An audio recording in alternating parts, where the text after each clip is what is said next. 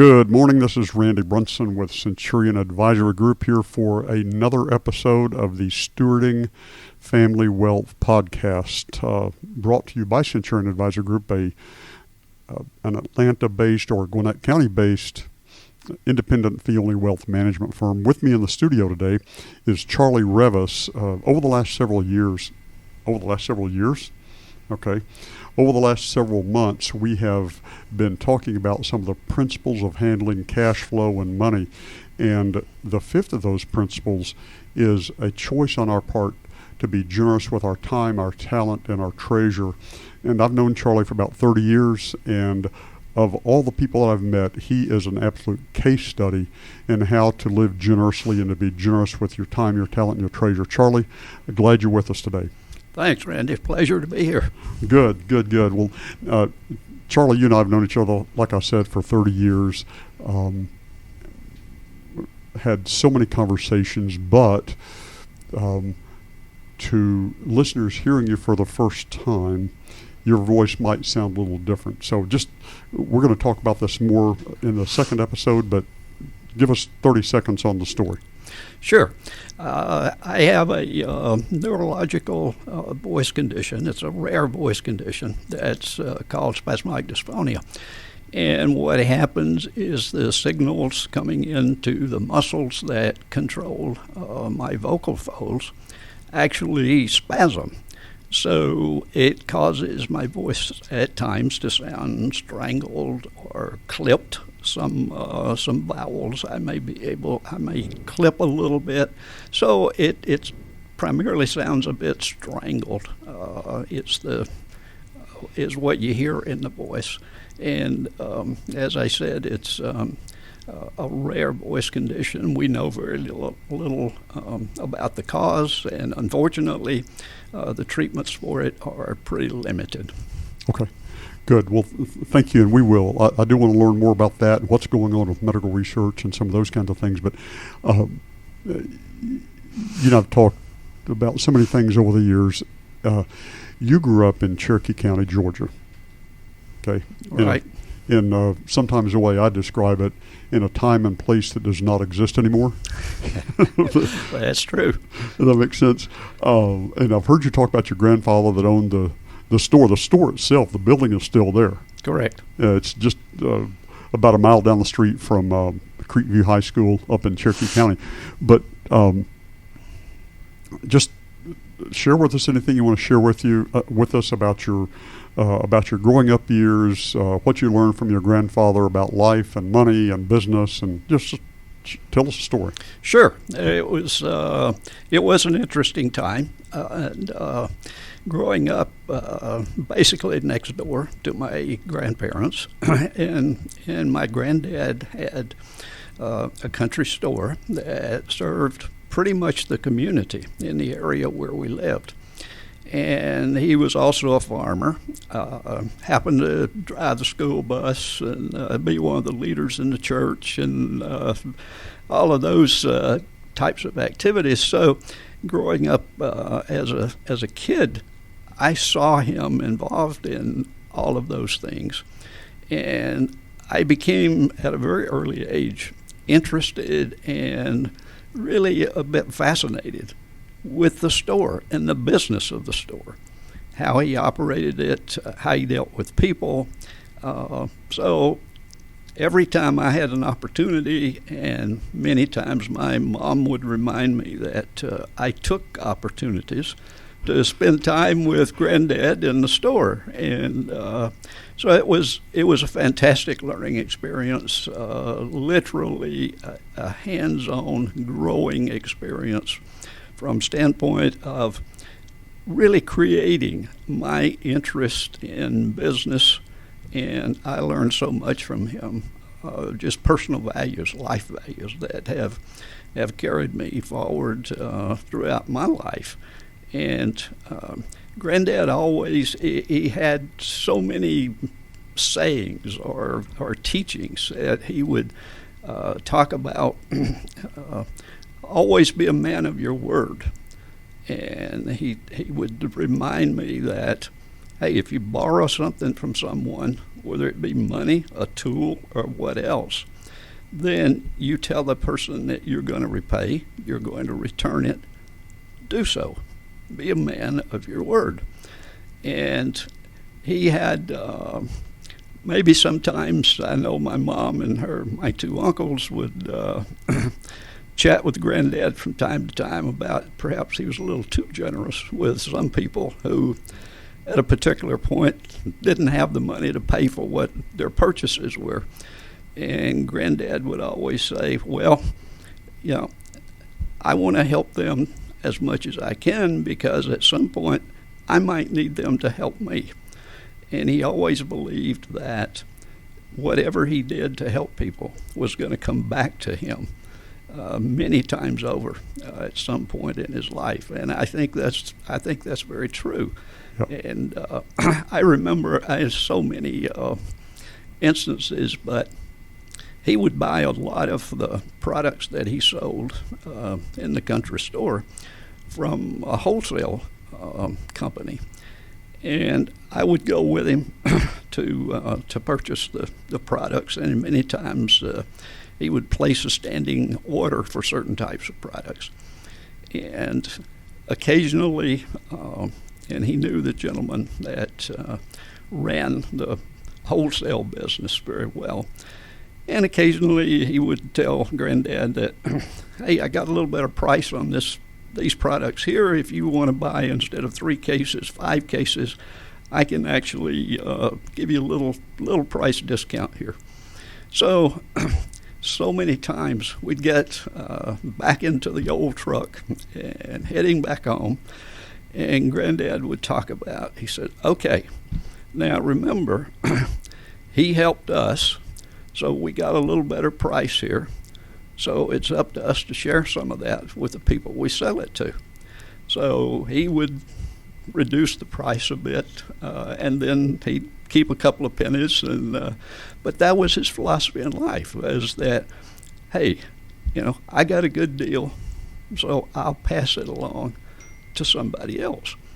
And I think there's so many of those lessons over the years, thinking about growing up, that really stuck with me. And he was a stickler for not doing credit. He had a strong belief that, hey, if you can't afford to pay for it, you can't afford it. And but there were times when you'd have to kind of work out an arrangement for particular products he was selling in the store. And but his message, and he lived this, that, okay, then I owe that debt first and foremost. Yeah. That gets paid no matter what.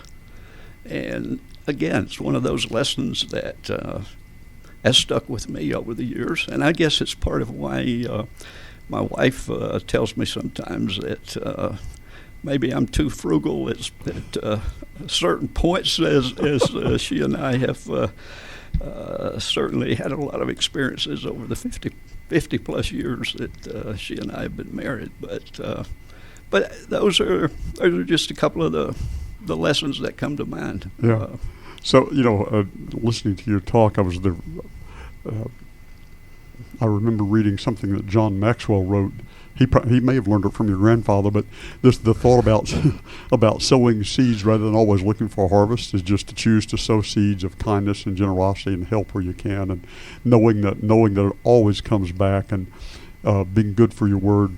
And the story about, okay, we got a good deal on these products, we're going to pass this along. So when you experience something positive, share that along the way. Some of those kind of things. The out of high school, you went to what at the time was Southern Polytech. Is that right? Right. Correct. Southern Polytech. From there, you went to work for, I think it was at the time it was Western Electric. Western Electric. That's right. Okay. Yep. Trained as an engineer. Yep. works as an engineer. You've told me it's been a while since you've told this story. I'd love to hear the story again, but this was, I guess, early '60s. You were you needed a car, needed to buy a car. Tell that story, and I like that story.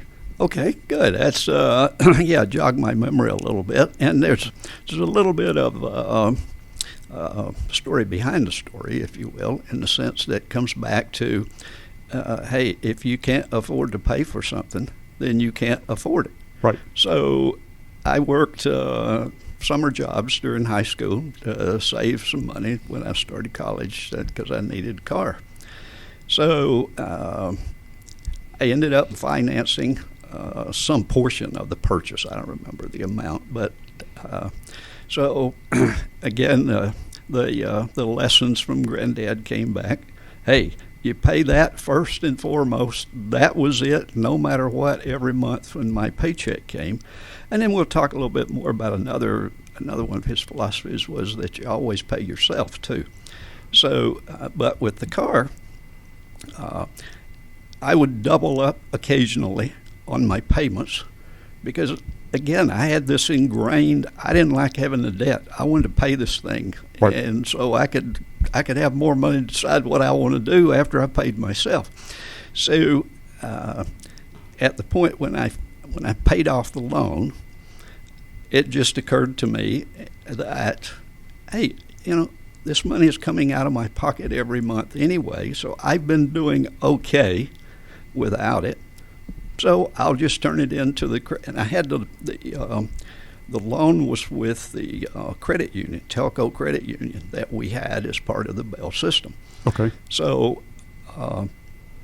I had already set up a savings account with the credit union. So anyway, when I paid off the car loan, I just let that amount continue to go into my savings account every month. So and that's the part I remember. So once you got the car paid off, then whatever that amount was, you just had them go ahead and take that money and set it right over in the savings account because, you and I probably both over our lives and in conversation with people heard, they're covered up with debt or they have a car payment. And what's always intrigued me is those people who can find money for a car payment, but once it's paid for, they cannot figure out how to take that same $100, $200, $300, $400, $500, $800, whatever the numbers are, okay, and set it aside so that when they're ready for the next car, right. they've got a down payment or they got the purchase price or something, and it's just a matter of having discipline. But you did that, and two other things come to mind. There's a phrase called short accounts, and so your granddad was a big fan of keeping short accounts financially, and just what I've heard you talk about just now and in times past, probably also a fan of keeping short accounts relationally as well. Oh, yeah. And where like he would, that store was at a time and place that he had the opportunity to extend credit to some of the local folks, and everybody knew who everybody was, and he had a good handle on, those kind of things. But I've always remembered that story about the car, and so you went to work in the Bell system. And I remember you telling me one time that over your career, and then you retired in 2001? Actually, 2000? about 2002, I guess it was. About 2002, okay. And so I remember you described it as 6 different employers, 1 pension plan, or something like that. Because you were right there doing all this massive growth, and then the antitrust lawsuits, the breaking up of the Bell system in the early 80s, right, and then the reconsolidation. Just so many changes throughout the telecom world over your career.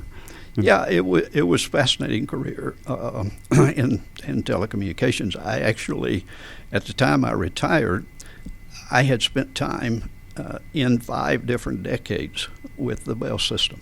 Okay. So, and I actually started with Western Electric, and then the government broke up the Bell system in I guess it was '84 when they did the big Telecom Act. Yep. So the portion that was essentially Western Electric and Bell Labs became part of AT&T. So we operated then, and at the time I was up in Massachusetts at our factory at was called Merrimack Valley, and it was interesting that we literally changed companies, but didn't change an office even.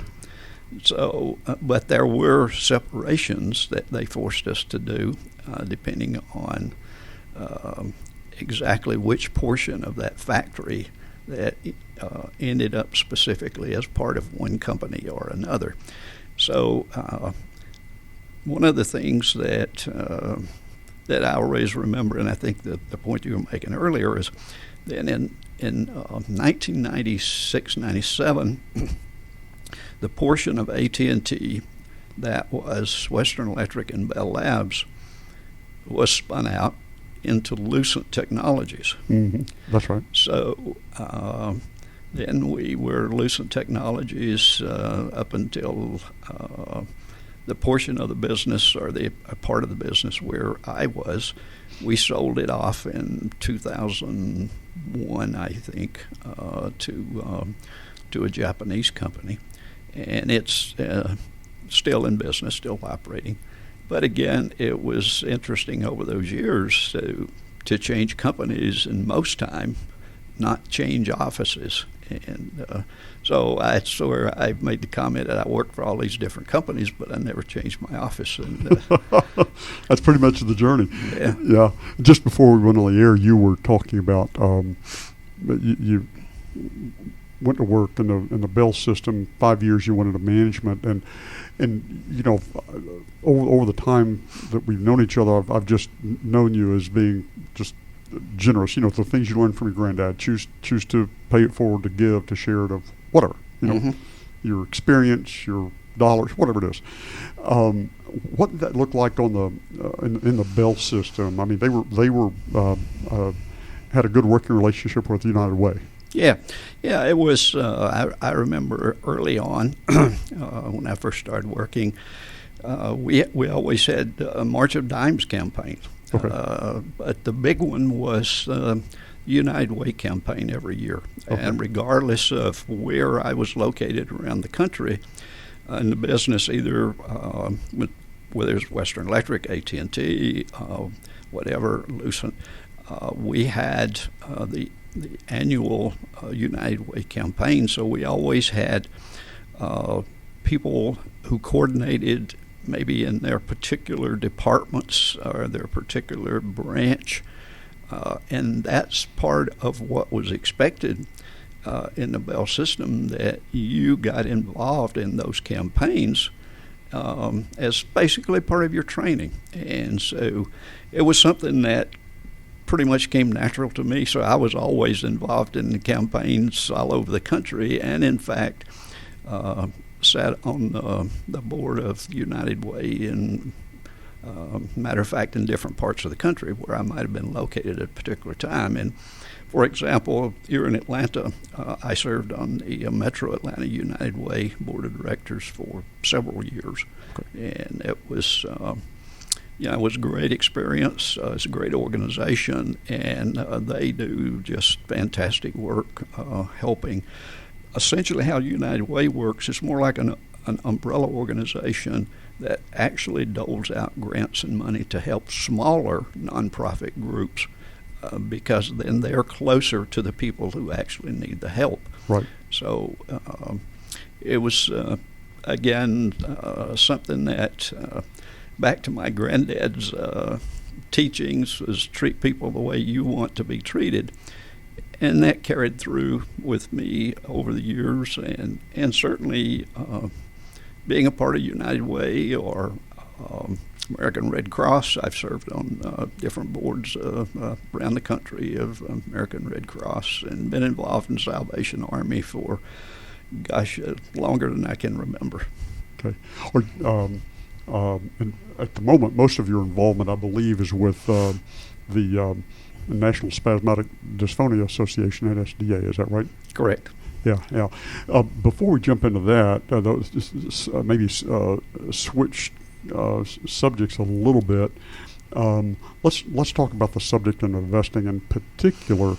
If we can cover 2 or 3 topics here in 10 minutes, I'd like to do that. Let's start with the subject of private placements. Okay. And first of all, for our listeners, let me define what I call a private placement. Okay. And a private placement is any investment that you make that you cannot push a button or make a phone call and immediately go to cash. You cannot you cannot immediately convert it into liquid assets. So if you buy a building, if you invest in a business, if you go into a structured, and there are all kinds of structured or syndicated private placement offerings. I mean, they're common, okay? But everything like that, private debt between two individuals, private equity between two individuals, whatever that is, that falls under my general umbrella of a private placement, okay? Okay. So you just got decades of business experience in the Bell system. Since then, you've done a variety of things from a business standpoint. So if you were to summarize, talk about 2 or 3 things when it comes to putting money to work, okay, when you're going to stroke a check for, $10,000, $100,000, $500,000, it doesn't matter what the numbers are, okay? But right. if you are going to make an investment, private debt, private equity, a structured offering, does not matter. 2 or 3, non-negotiables, or outside of non-negotiables, how do you evaluate? What do you look for as you consider something like that? Yeah, that's a good topic because we are all always looking for opportunities, and in my case, with my business background and experience and my personal ingrained experience, investing in businesses and being a part of a business is something that I enjoy. So I have experience in investing in some startups, and there are different ways to approach those, but I think there are 2 or 3 fundamentals that apply no matter what your opportunity or what you're looking into, and that is remember to do your financial due diligence. That's critical, but in my opinion, even more critical is do your due diligence with the person or the people that you're investing in. Okay. So you understand who they are, what motivates them, what their values and their drivers are, and if those are not consistent with your values and how you view business and opportunities in your personal ethics and values, then you should walk away, even if the financial aspect of it looks good opportunity. If you don't feel good about that, what you did with your due diligence with the individual or the team running the business, I'm not comfortable with it. So that's something that I've always taken into consideration and looked at. And then, of course, there's there are various ways to invest in opportunities, which a lot of people don't realize that you can use your IRA funds to invest into business or startups or whatever. There are a lot of opportunities to do that, and essentially those are under the umbrella of self-directed IRA. So you have to do additional due diligence if you're going to use IRA funds. For example, you really need a team behind you if you're going to get involved in a so-called self-directed IRA investment. And first and foremost, you need a financial advisor who has knowledge and experience in self-directed IRAs. And that person then can help you put the rest of the team together, which you're going to need an attorney who's well-versed, very knowledgeable in tax law, particularly how it applies to the IRA codes and the requirements in the tax code. And you're probably going to need an attorney who's well-versed in putting operating agreements and so forth in place. So sometimes you might find one person to do all of that, but probably you're going to have a couple of people. Okay. So the other issue you have to take into consideration if you're doing a self-directed IRA, you have to find a custodian who will do self-directed IRAs. Not all custodians that handle IRAs will be involved or handle self-directed IRAs. That's correct. So you have to put all those pieces in place, as well as doing all your due diligence from deciding if it's an investment opportunity you want to pursue. Yeah, just several things come to mind as I listen to you talk, because I know the specifics of all these general observations just over the years of things we've done, and okay, that worked out really well, and let's not do that again, and just some of that kind of thing.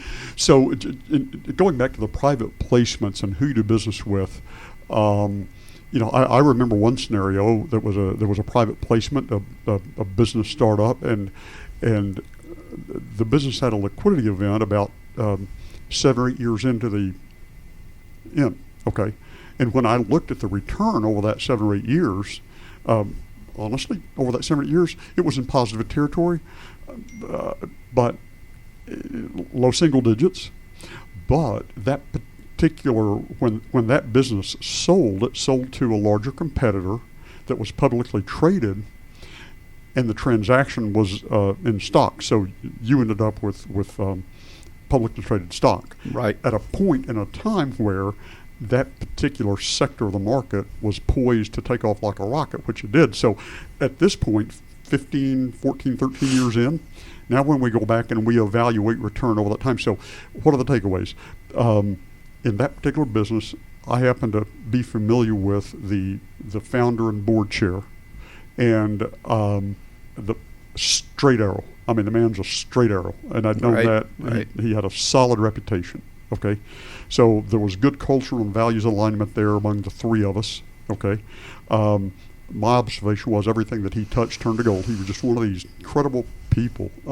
He gave. He lived to give. Right. Just right. And so on and so forth, and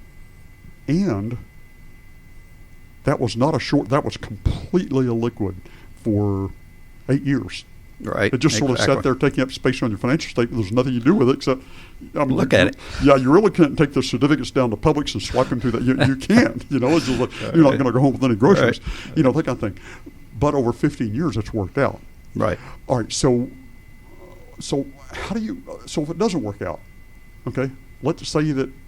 Okay. So you buy something and the asset deteriorates in value, or the investment completely goes away, or you end up putting a lot of more money into it just to make it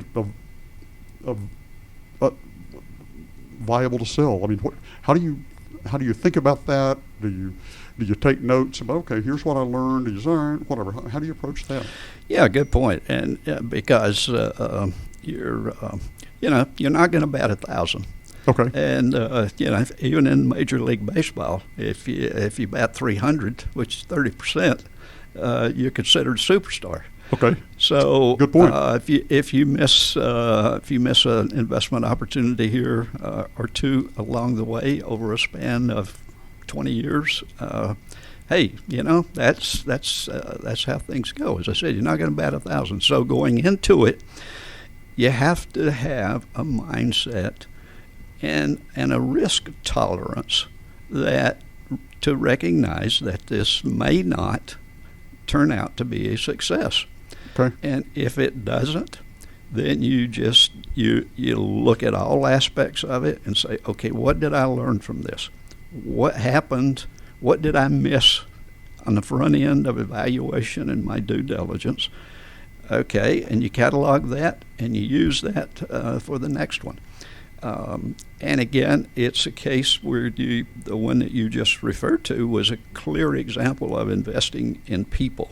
And as a matter of fact, it was an investment in two key people who were running that business more than investing in the business. And it worked out extremely well. Yes, it did, and one of them, the younger of those two, one's of course the board chairman. They've moved to the coast, but the president, he's retired, or the CEO's retired, but the young man, the president, he's in his 50s now and running another organization like that, and it just he's doing it again. Well, I mean, the culture in that location, that entity, is just top quality, and it's growing, and it's profitable, and it's the people. It's the people, and you catalog that. and there's potentially another opportunity. Yes. So you take your learnings and you either say, okay, this one didn't work out as well as I wanted, but here's what I learned from it. You put that to use in the next one. And even if it works out well, you still take what you learned from it. And to your point, I've come to believe over the years that if you place more faith in and have confidence in the person or the people that you're investing in, that you're going to be successful more often than not. Obviously, it has to be a reasonable business opportunity. It can't be just something pie in the sky. But the reality in my experience has been, if you invest in the right people, it's going to pay off for you. Yeah. It's all back around the circle goes around. Treat people the way you want to be treated. Yeah, that's right. I will tell you. I remember up until about 2004, I thought God's name was Randy Brunson. I mean, seriously. I mean, please, my friends, if you're listening, please, I urge you, don't take that approach. It's just so. I've paid a lot of stupid tax, okay? So, but about 2005, I just needed somebody to talk to. God had made it very clear to me. His name was not Randy Brunson. I was not him, okay? So I'm grateful for all those things I learned during that time, but I needed somebody to talk to. I reached out to you in 2005. Right. And a year later, and I'm typically, if somebody wants to have a conversation, I'm typically up for conversation, can have a conversation. But about a year later, you said, I think I'd like to join you as a business partner. Mm-hmm. And I was dumbfounded, speechless. I mean, it's been an honor, a privilege, and we've been business partners now. I mean, you've been a client of our firms for 30 years, but we've been business partners for 15 years. Yeah, right at 15 years now, whatever it is. Yeah. And so on and so forth. And I think back, and I know what our numbers were in 2006. Okay, you were not investing in a business; you were making a bet on me. And I honestly, outside of what you've just shared, and I've heard you talk a little bit about it before, I still have no clue why you did that. I really don't. But I'm just incredibly grateful for it. But I have a question, not about that. I do have a question, because in the marketplace right now, there are some of these mobile apps, these mobile Mm-hmm. applications that are designed for, the user interface has a gaming interface, right. But they are designed for stock trading or for even more buying fractional shares of publicly traded stocks. Okay, right. And this availability is creating some fascinating wrinkles in the market. And we don't have time to talk about the fascinating wrinkles in the market. We just observe and attempt to make good decisions in spite of or whatever. But I've heard you say before that back when paper statements were all the rage, from so on and so forth, that you stuck them in a drawer, you shredded them, you did whatever. But philosophy about how frequently you pull your financial statement form, and how frequently do you evaluate just, okay, what's the health of the overall financial statement? Yeah, it's an interesting point, and to preface it, back to your point about some of these potential opportunities perhaps that are out there, I also have a philosophy: is if I don't understand it, I don't invest in it. It's not my gig. That's for somebody else, and so those things I don't understand. So that's not where I play. Not your deal. But yeah, I feel this way: if I'm working with the right people, and along the way we share very similar values, including how we're making investment decisions. Mm-hmm. I don't need to look at my statement every week, every month, whatever. I may go sometimes 6 months and not even look at it. So it's where I have confidence that I've made the right decision, and really, again, invested in the right person and the right people. So I'm comfortable with that. Yeah. So I don't need to drive myself crazy looking at the Dow Jones every 9:30 every morning and see whether it's going up or down. Doesn't matter. Now, it doesn't matter, but I keep current with general trends, what's going Right. on. I read a lot, as you know. Yes. Talk to a lot of people, and I try to, catalog most of that stuff in the old brain and say, hey, okay, all right, that's something I need to come back to and think about. But I don't let it dominate me or drive my life. And so that's, again, part of the decisions that you make up front. Right. Yeah, it is. That's a good point. Talk briefly about self-directed IRAs, then we need to wrap up this episode, and we need to. I'm going to tie a couple of other things together in the next episode because we need to talk about some other things. But the self-directed IRAs, yes, we have some experience there, and you're right. Part of the reason that I wanted to mention that briefly is there are self-directed IRA entities that promote themselves and their services, and it's like, as far as I'm concerned, a lot of other promotional activities. Mm-hmm. If you do this and they have the picture of the beautiful sunset or the beautiful, fill in the blanks, whatever it is that's attractive to you from a beauty standpoint, but and they make it sound simple and easy in these kinds of things. But to your point, first of all, when it comes to income producing real estate, this is just my observation and conviction. Mm-hmm. Income generating real estate in and of itself is a tax efficient asset. Right. Okay. And holding income generating real estate in an IRA, in a self-directed IRA, where you take physical ownership of through an IRA, destroys the tax efficiency that exists because it converts to ordinary income. Okay? Right. In addition to that, let's say you own a single-family residential rental inside your IRA. Mm-hmm. Okay, you have not outsourced management. You're the dude that gets a call every time something needs to be done, and so one of the interior doorknobs breaks. If you swing by the hardware store and just pay for that doorknob set, that lock set, out of your pocket cash or on your personal card, that is considered an IRA distribution. An IRA distribution. Yep. That's exactly what it is. It's considered. Let's see. Let me think about this. It's considered an IRA contribution. It's considered an IRA contribution. Okay. It's considered an IRA contribution, and if you want cash flow from that IRA for personal spending, right? Okay, it's critical that you have a checking account set up in the name of the IRA, and all business and all activity take place through that. And we haven't not even discussed the prohibited transactions, right, and disqualified persons rules as it relates to IRAs. So, in general, we strongly discourage using self-directed IRAs for most things. There is a place for them, but right, they're administratively complex.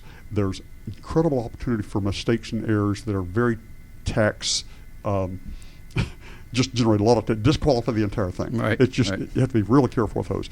So that's it on self-directed IRAs. It is time for us to wrap up this episode. We're going to talk with Charlie more on the next episode, but folks, thank you for stopping by. You're welcome to if you want to learn more about Centurion Advisory Group, our website, Centurion AG.